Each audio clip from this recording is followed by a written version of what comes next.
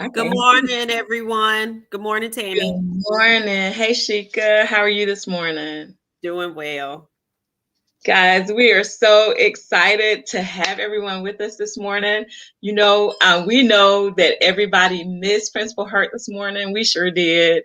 But we know that he had a family commitment. So I'll be joining him back on next Saturday for a session that we know will be fire as usual. So today we're going to try to get our fire started by talking about school systems. And our school systems that we're going to be talking about this morning are related to our building of school culture and climate to get the year kicked off. And then, of course, as you all know, if you stay on, you will be able to see Principal Kafele take the fire to a whole new level. If you missed our special session on Tuesday, with Dr. Danielle Dickey on the science of reading, you missed a treat. So please go back and watch it. You can see it on any of our social media platforms. It was absolutely incredible. If you go to our Facebook page and click on our bios, the link tree in our bios can take you to all of our social media so that you can see it. We also actually have a podcast channel on Spreaker as well. So there are lots of different ways for you to be able to see Dr. Dickey's Science of Reading, and it was again absolutely phenomenal. Just for everybody, we're so excited. Brayley's tour is all loaded and ready to go. So you can download a copy of the catalog if you go to createandeducate.solutions. You can also download Brayley's tour. It's all ready, and we're so excited about that. Remember, too, if you still haven't gotten a copy of our book, Women Who Lead in Education, please feel free to click on our website to purchase a copy of that as well. Definitely. Again, we want to say hi to everybody that's coming in. We are so excited to have you guys this morning. The specific system that we're going to be talking about today is going to be creating a positive school climate and culture. Shika is going to talk a lot about the 7 correlates that Ron Edmonds has because she's done so much work with that at her school. And even though we don't actually use Edmonds correlates formally, we really focus on the school improvement model for improving schools, which have very similar tenets because it's all surrounding sound practices and what instructional leadership needs to look like for leading and improving schools. In fact, my school this Wednesday is going to be kicking off our year with our school improvement team retreat and a back to school celebration for our staff. So, as I said, although things might look a little differently, in the grand scheme, most things are typically the same because what we're trying to do again is provide sound leadership for the folks in our building, the students, the teachers, and of course, our school parents who are stakeholders and invested in what's going on at the school. So, good morning, Principal Kafele. We are so happy to see you guys. Good morning, Josh. We're glad you guys are joining us. And I'm going to, Shika, if you don't mind, why don't you talk about Edmonds correlates? Because I think that will level set us and give us some leverage for what we want to talk to them about to help them with getting started. Definitely. Thank you, Tammy. I tried to get everything fed through. And also good morning to Miss Hicks as well, who's joining us. Yes, good morning. The Edmund 7 correlates, I've done a lot of research on Dr. Ron Edmonds, who basically studied schools that were high performing, high minority, but also high poverty. And back during that time, it was in response to basically the Coleman report that was printed that said that students could not, African American students could not learn at the same rate as other students, or Caucasian students is what they were specifically referring to.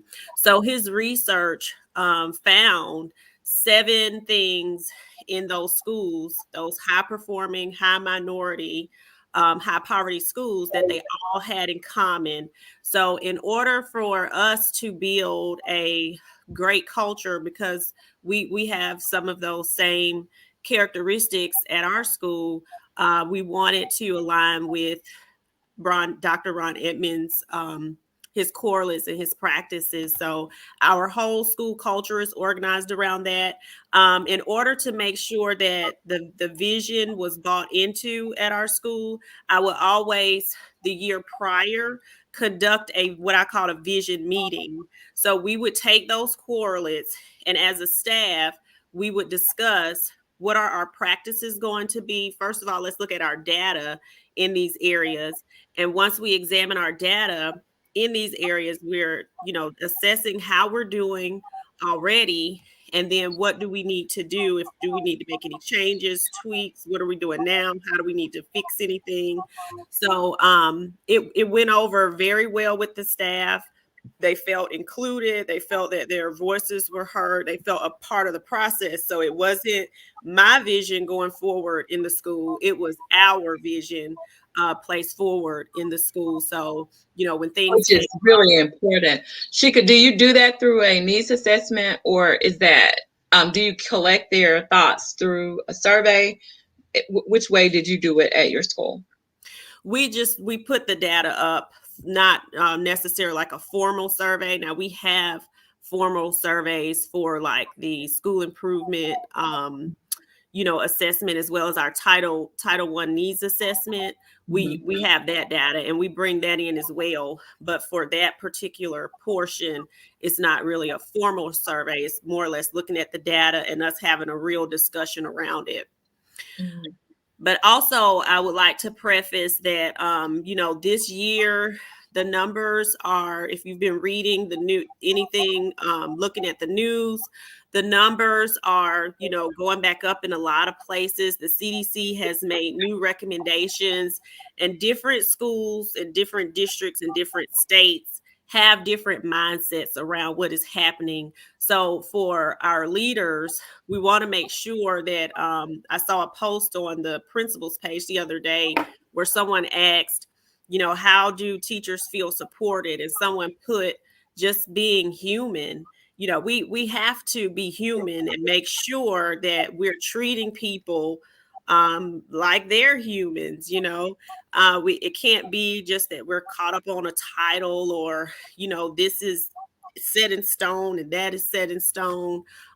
You've got to be realistic, and you've got to base things on the needs of individuals. So there's some anxiety that exists this year. Just be cognizant of that, and be relational. Just treat people how you would want to be treated. Absolutely. So I'm going to get right into the correlates.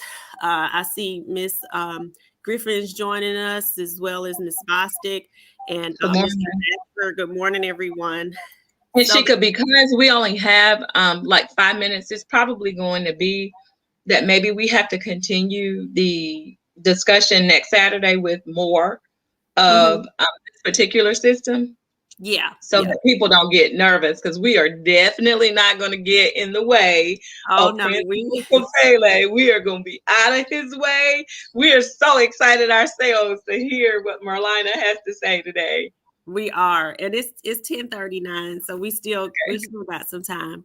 So the first correlate is having a clear and focused school mission, and our mission was just to prepare student leaders to be college and career ready for success in a global society. We developed that together. Everyone agreed that's what we needed to do. It was based on our profile of a South Carolina graduate here in the state that we are, and we make sure that that's seen in our environment by placing it on our name, door plates, and on all of the communications that we send out. Um, Tammy, did you all have a joint process for your mission? Yeah, we do. We do something similar that to what you do at the end of the year, except mine is a little more formal because of our status. I do it in a way that I can actually collect the data. So we do use a survey to get them to kind of give me their ideas and thoughts about how close we came to aligning and meeting the goals that we had set for the year, and Mm-hmm. then allowing them to give some feedback on the vision that is going to go forth for the next year. So it's very similar.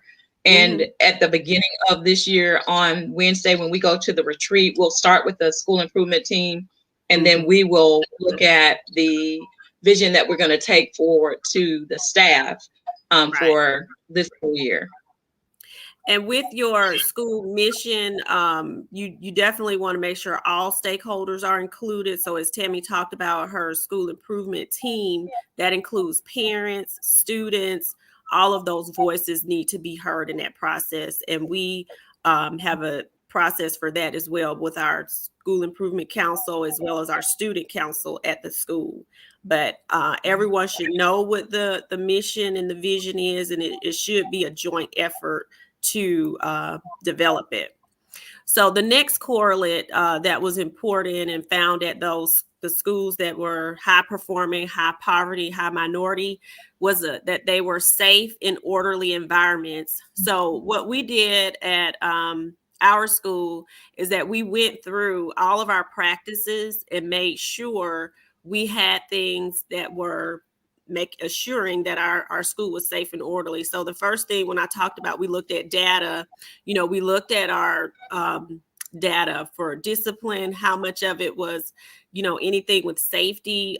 Did we have any safety issues that took place from the year prior?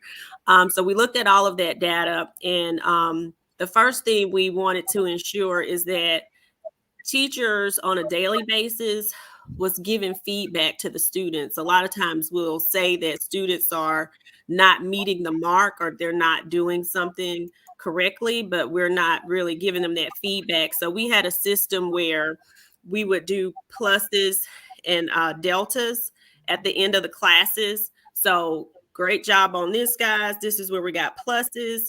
These are our deltas. And with our town hall meetings that I would conduct with the entire school on every Monday, I would do the same thing school wide. So they would be hearing from me.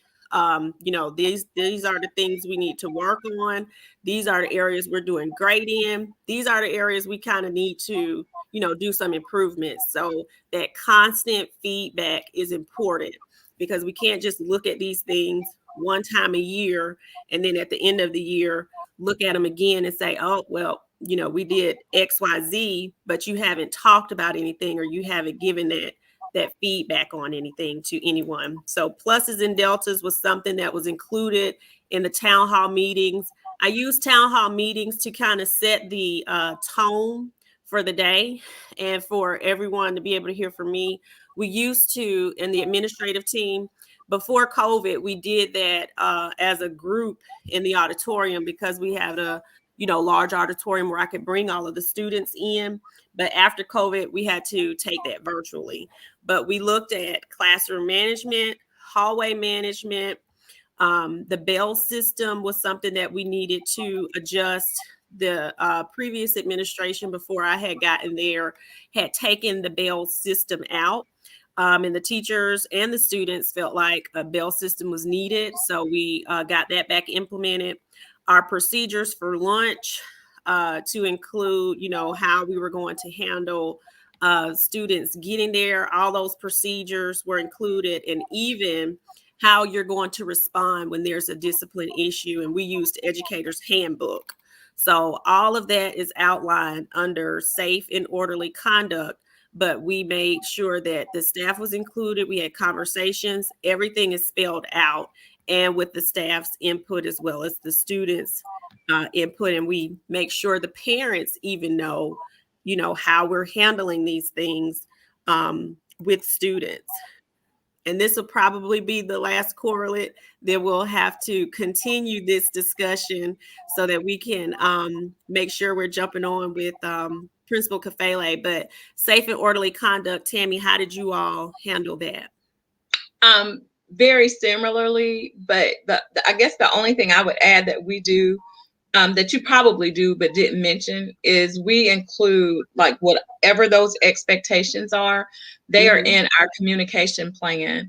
So parents know Right. that teachers are going to be reaching out to them if there is any type of infraction in the classroom, or anything that leads up to something that might not be was accepted as an expectation in the school. But they also know that they're going to be reaching out to them for positive things, just to touch base and say, hey, this is how things are are going right now. We are on the roll, and Johnny's doing absolutely phenomenally, so that every communication isn't always something that they dread. When they see the school's telephone number, they're cringing because they think something's going on. So we try to make sure that everybody understands that. And then the other thing that I would add for us that had to look differently, and probably will continue to look differently this year, is safety, in addition to being what we needed to make sure was in place for discipline. And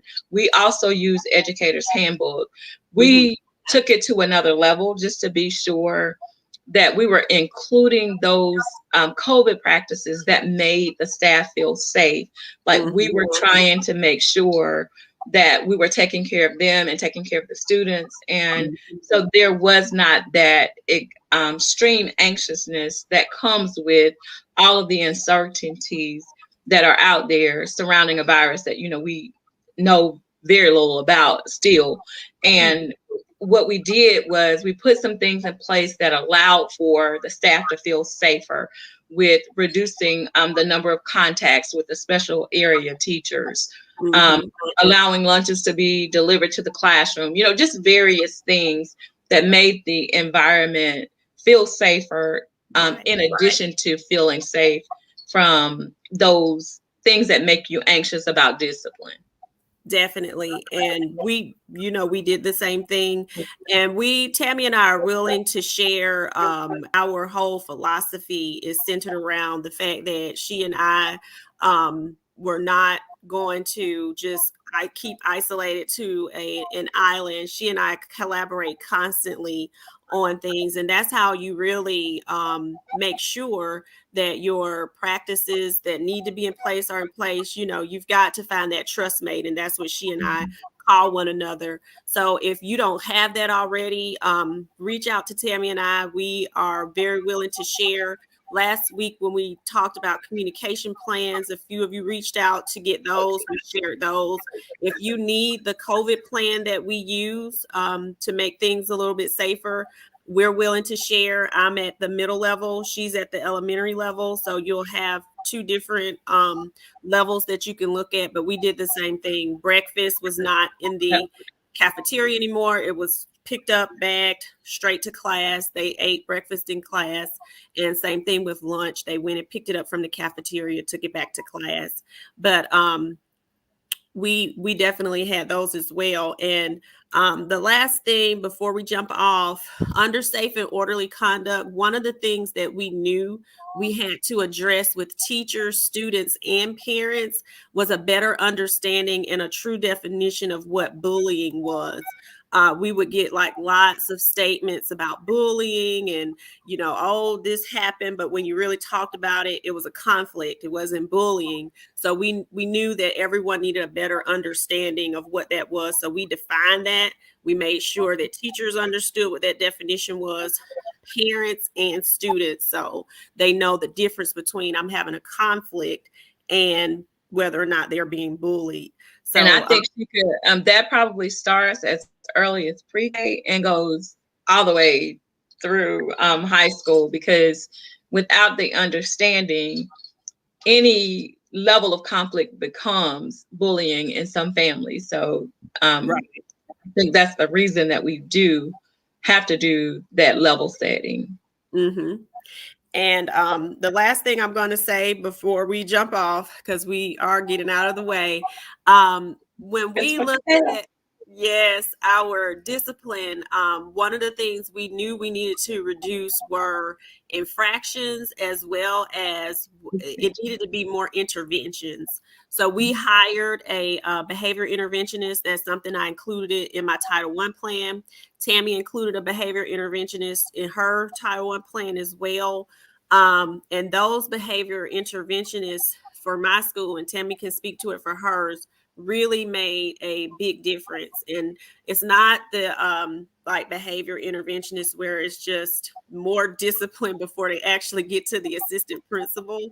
It's actually a true restoration type of practice. And we're actually going to talk a lot more about that next Saturday, because that is something that we need to make sure that we're doing to make sure we're actually serving the needs of students. So when your environment is safe and orderly, you have some restorative practices in place, and then that's reducing that discipline and those infractions, and even how teachers may handle things and administrators as well.